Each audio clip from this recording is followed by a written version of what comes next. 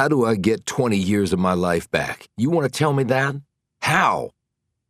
Melvin Mars sat across from his attorney in the visitor's room at the prison. Mary Oliver was in her mid-30s, with auburn hair cut short and square glasses over her sparkling green eyes. Her angular, pretty face was sprinkled with freckles. You don't, Melvin, she said. Nothing can do that, but they haven't confirmed Montgomery's story yet, so let's not get ahead of ourselves. I don't know this dude. I never met this dude. I never knew he even existed until they came and told me. So they can't say I paid him to kill my parents. And if they can't show that, I'm out of here, right?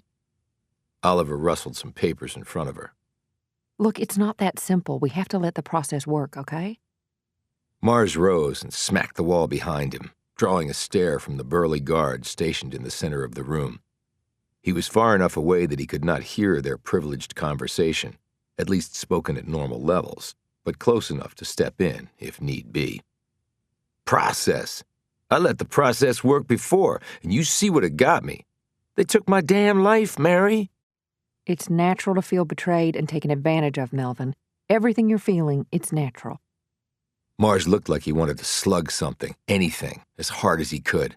But then he saw the guard's hand move to the head of his baton.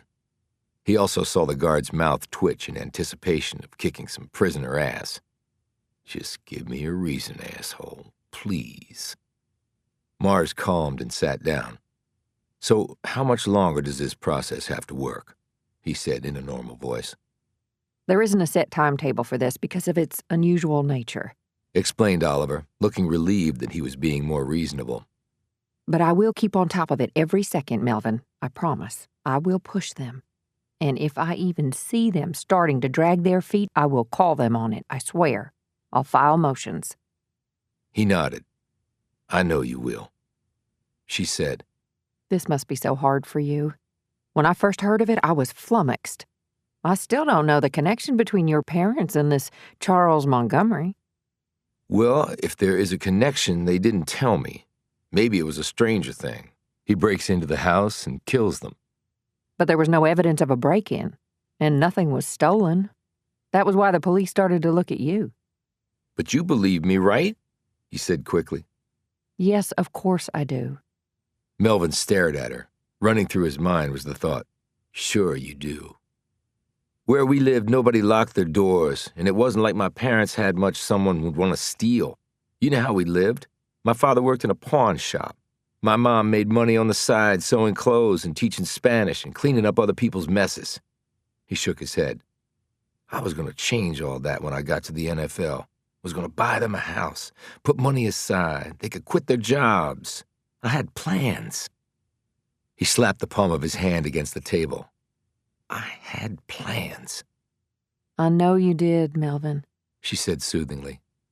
I always thought this was a big mistake somebody was going to finally figure out. Then I'd be out of prison in a few months and be playing ball. Then a year went by, and then another, and another, and then 5, and then a decade, and then shit.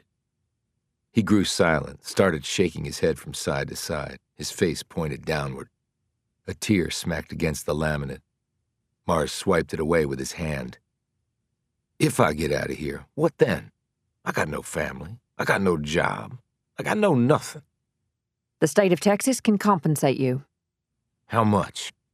It's capped at $25,000. Mars looked up at her, incredulous. 25 grand? For 20 years of my life? I know it's grossly unfair, but that's what the current law is. Do you know how much I could have made in the NFL? A lot more, I know. So I walk out of here with maybe 25 grand or maybe less since that's a cap. And then what?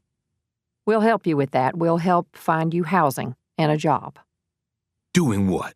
Pushing brooms? Maybe I can get my father's old job in that pawn shop.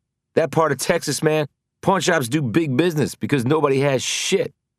Let's just take it one step at a time, Oliver said, trying to keep her voice level and calm. Even if they let me go, they may not pardon me, which means I got 2 felony murder convictions on my record. Who's going to hire my ass? Tell me that. Tell me. Mars could see that she was growing more nervous by the second. Petite white woman, big angry black man. That's what she sees. That's all she sees. And she's on my side. He looked away and his tone changed again. Hell, I don't know why we're even talking about this. They're never going to let me out of here, Mary. Melvin, they have to if you're innocent. I've been innocent for 20 damn years, he snapped. What difference did that make? I mean, if there is definite proof of your innocence, they can't keep you in prison. Oh, yeah? There's like a dozen dudes around the country. Their innocence was proved, like you said, years ago. Guess what? They're all still locked up. One dude, they said his time for appeal had run out, so he's screwed even though they know he didn't do it. Another guy, he served his time for crimes he didn't even commit, and because of some bullshit legal technicalities, they say he's got to serve 4 more years, and then maybe they'll let him out. Another dude, he punched out a guard, so he's got more time to serve, even though he never should have been in prison in the first place. So don't tell me they have to do anything. They do what they want. That's just how it is. We will make sure that does not happen in your case. She started packing up her things. Now, I have to go, but I'll be in contact with you as soon as I know anything. As she rose, he looked up at her. I'm not mad at you, Mary.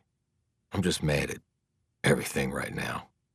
I understand, She said earnestly. Believe me, I don't think I'd be nearly as calm as you.